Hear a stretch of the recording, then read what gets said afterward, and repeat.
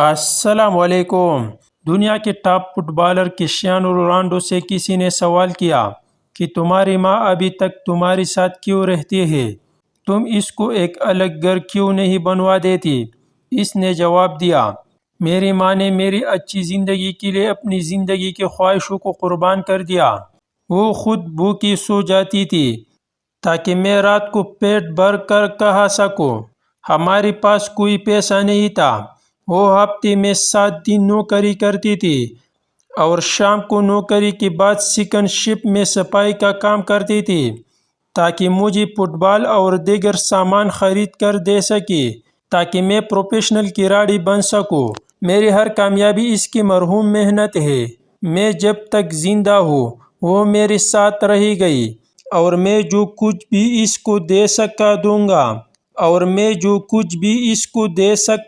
گا۔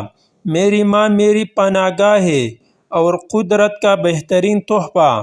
ہمارے یہاں لڑکیوں کی پہلی ڈیمانڈ ہوتی ہے کہ اس کا ہونے والا شوہر ماں سے اٹیچ نہ ہو، اور اگر ایسا ہے بھی تو ان کی شادی کے بعد مسلسل کوشش اپنے خاوند کو اس کی ماں سے دور کرنے کی ہوتی ہے۔ عموماً اس کوشش میں وہ اپنے رشتے کو اتنا ڈیمیج کر دیتی ہے کہ پھر ساری زندگی اس میں ڈال پڑ جاتی ہے۔